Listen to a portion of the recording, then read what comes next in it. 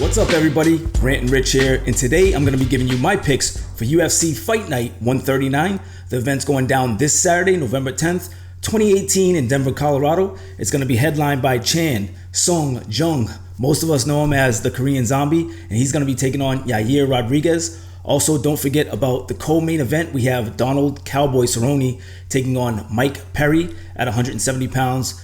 Should be some great fights. Okay, so this time around, I'm going to be starting off with $1,000. I'm going to take that, make my bets, and see what comes out of it. Hopefully, by the end of the night, I'm going to have a balance over $1,000, which means I had a pretty good night if I'm making a profit.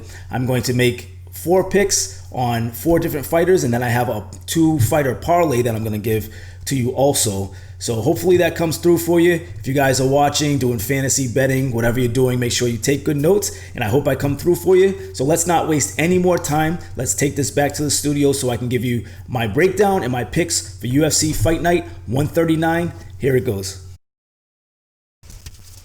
All right, so let's get right into it. At 155 pounds is my first fight. Beneil Dariush versus Thiago Moraes.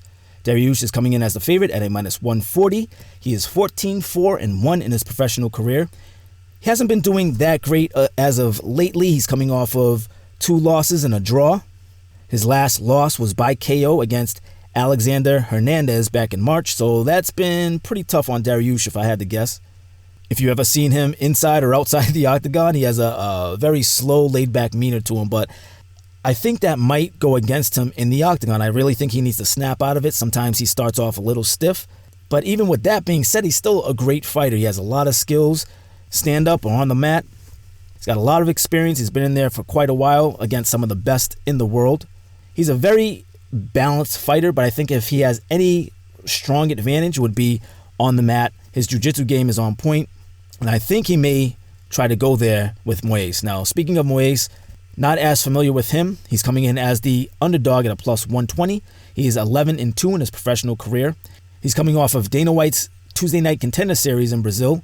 I think this fight is very equally matched. If you look at these guys on paper, they're very, very balanced fighters. They're very similar to each other. I just think that with Dariush's losses, I think he's more hungry. I think that he knows that he can't lose another fight and still stay in the organization, I'm sure. And with that experience being against those top tier fighters, I think that confidence is going to be there and is going to sit there with them. And as the complete opposite, I'm curious to see how Moraes takes being inside the octagon for the very first time, the real octagon, in front of all those people.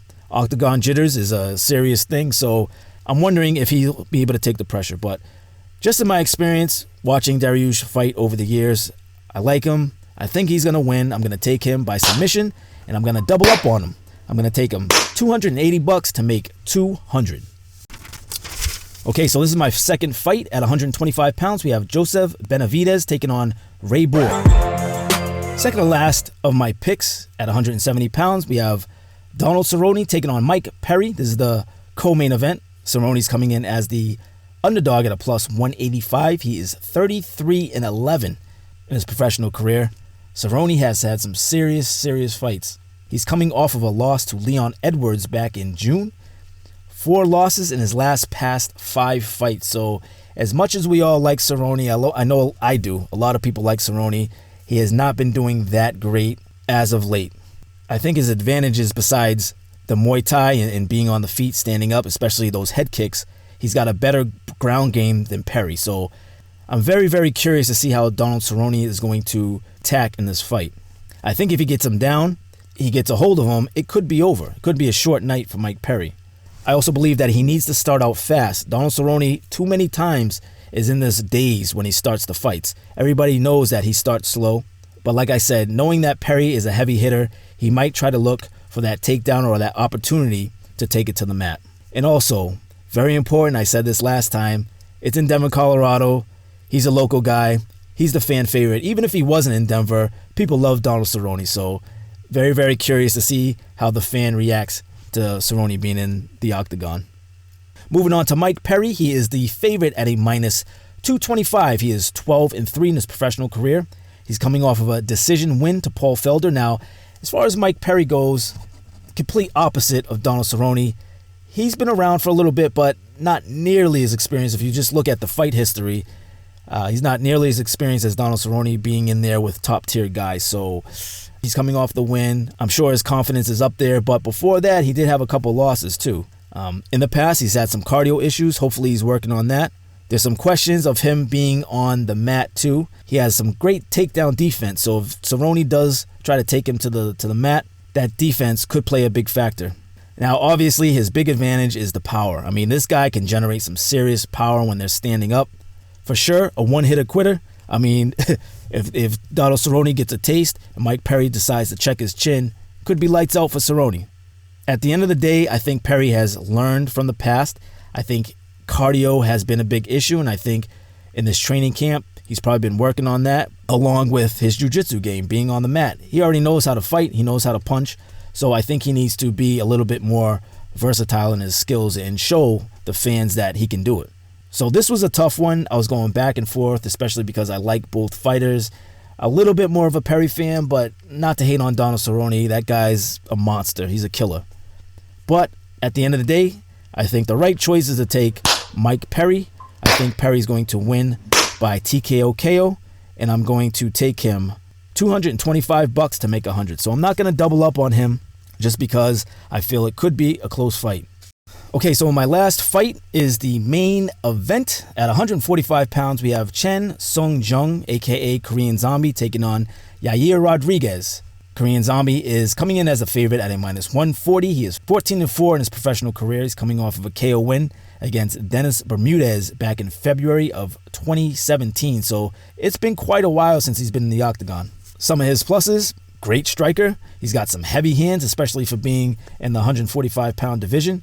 He's got a huge and thick fight history with some of the best in the world. Like I said, my first two fights that I picked, that definitely goes a long way. He's still young at only 31. I don't think this is going to be a retirement fight of any chance. He's still got plenty of years left, so that's definitely a plus riding on his side. And it should be an exciting fight. I really, really feel that this fight, especially if it stands up, we're going to see the skills, Rodriguez coming back, and Korean Zombie, he's been out for a while too. I mean, I think it's going to be an exciting fight personally. Now moving on to Rodriguez, he is a underdog at a +120.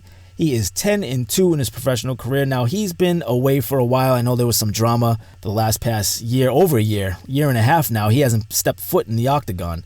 I think the UFC ended his contract because he didn't want to fight certain people, and then he came back, and then throughout the training camp, I'm not sure if there was an injury in there too, but like I said, it's been quite a while.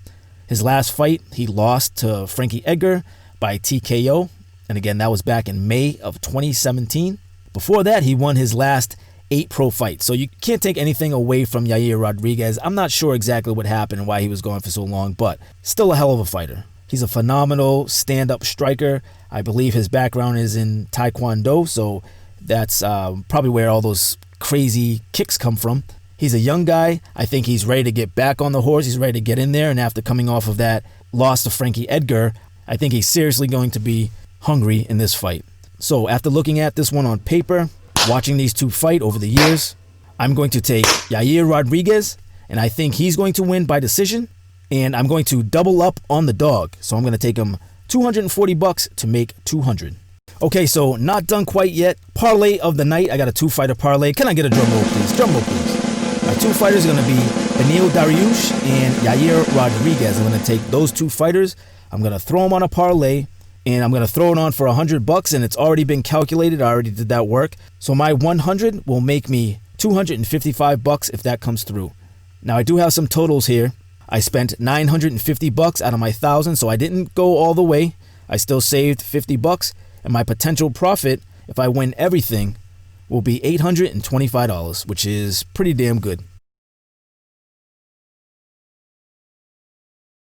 Okay, so there you have it. Those are my picks for UFC Fight Night 139. I have my 4 fighters. I have my 2-fighter parlay. I'm ready to go. Of course, as always, I hope, they all hit. That's another situation. But I'm feeling confident, especially after the last 2 events. I did make a profit on each one of those. And at the end of the day, whether you're doing fantasy or betting, I mean, that's all that matters, right? Enjoying the event and making a little cheese on top of that. So anyway, if you guys are going to be watching on Saturday, enjoy the fights. And remember, if you haven't already, please subscribe, share, like, comment, all the above.